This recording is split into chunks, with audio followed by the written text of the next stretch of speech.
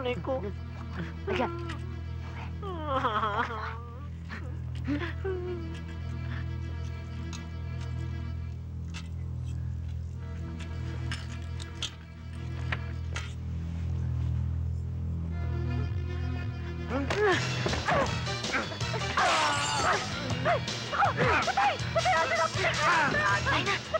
Tayo na!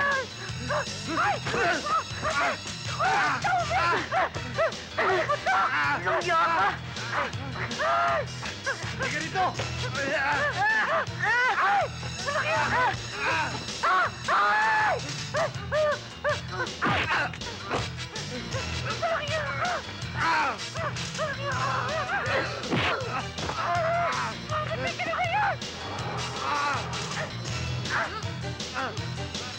O ikaw!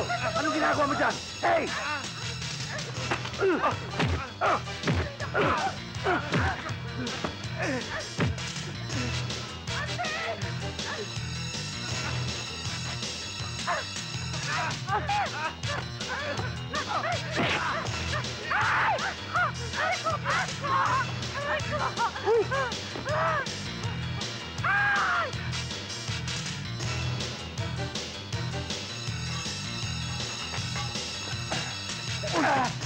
Sorry ho.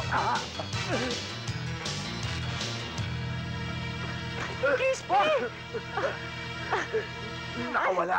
Nakawala mga walang iya. Pabayaan niyo sila. Nasaktan ka ba?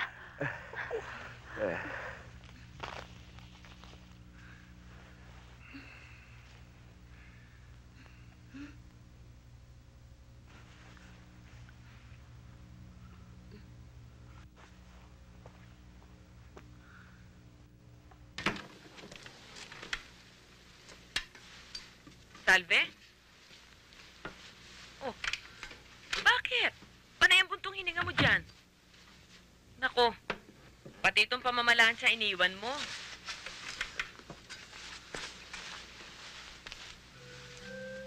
Oh, may problema ka ba?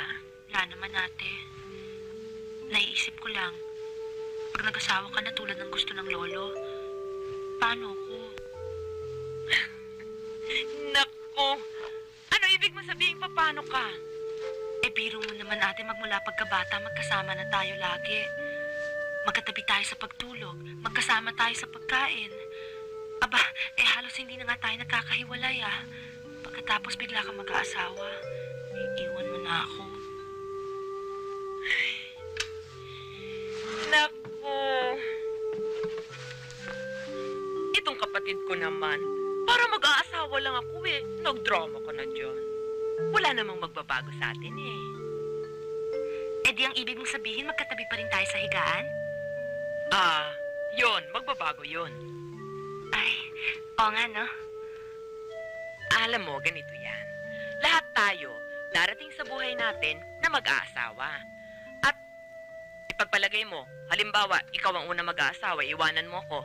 Ang ibig mong sabihin, iiyak din ako. Gusto mo ba yun? Alam mo, ate, mabuti pa kaya, wag na lang tayo mag-asawa. Para hindi na tayo magkakahiwalay, di ba? Kung hindi naman tayo mag-aasawa, di tatanda tayong dalaga. Anong gagawin natin? Magtitinginan tayo sa isa't isa. Ugod-ugod, tatango-tango. Magdadasal tayo araw-araw. Tayong dalawa na lang. Oo nga, no? Wag na. Di bali na yun. Wag na, ayoko na yun. Basta itong ilagay mo sa isip mo. Kahit magkaasawa pa tayong pareho, magkaroon ka ng sarili mong pamilya at magkaroon ako ng sarili kong pamilya, kahit ano pang mangyari sa ating dalawa, magkapatid pa rin tayo. At mahal na mahal kita. Oo? Oo. Talaga? Cross my heart. Sige na nga, payag na ako. Hindi nga ako magdaramdam. Sige na, sawa ko na. Please. Sawa ko na. Ito naman. Sawa ko na. Ayoko na. Sawa ko na. Bilis. Alis. Tatampo ka eh. Oo. Talaga totoo. Sawa na. Bilis. Ayoko mag-asawa kung ayaw mo. Magsawa ka na, payag na ako. Pumirit naman na rin eh. Boss Magno, ano nangyari? Sino yung dalawang yon? Kaso, tatanong-tanong, ay busal ka naman yung uso mo. Ikaw, bakit gaya na itsura mo? Mahaba akong storya, boss eh. Tsaka patawarin nyo na ho ako. Eh, gusto ko lang naman kasi makatikim ng sarap ng actual eh. Kaya lang, may sa demonyo yata yung garudang yun eh. Iyon. Pati ako, sasalisihan mo, bantay sa lakay ka. Mabuti pa siguro, nag-alaga ako ng aso eh. Pero Budoy, anong gagawin ko? Pati pala dito sa Maynila, nako, may bisay ang gayuma ko. Anong gagawin ng isang tao kung ang tukso ay parang aninong susunod-sunod sa kanya?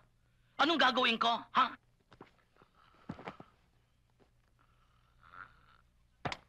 Hoy, magnanakaw! Anong magnanakaw? Magnanakaw ka ng tulog!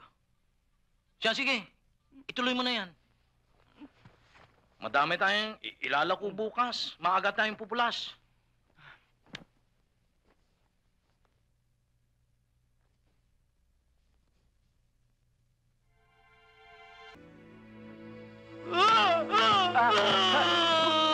Ano ba? Boss Magno! Boss Magno! Boss Magno! Pinapangungot ka! Pinapangungot ka! Nako, yung dalawang babae. Miski sa pagtulog ko, hindi ako tinantanan. Ha? Bakit? Binigyan nila akong shower. Ha?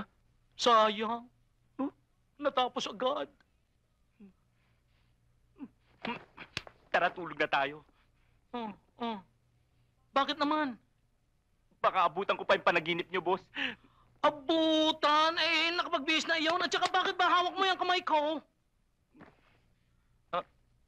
Eh, Boss Magno, baka hindi pa naman nakakapagdamit. Ikaw ang magdamit, magbihis ka na. Tayo may lakad pa. Siya, magbihis ka na, dali.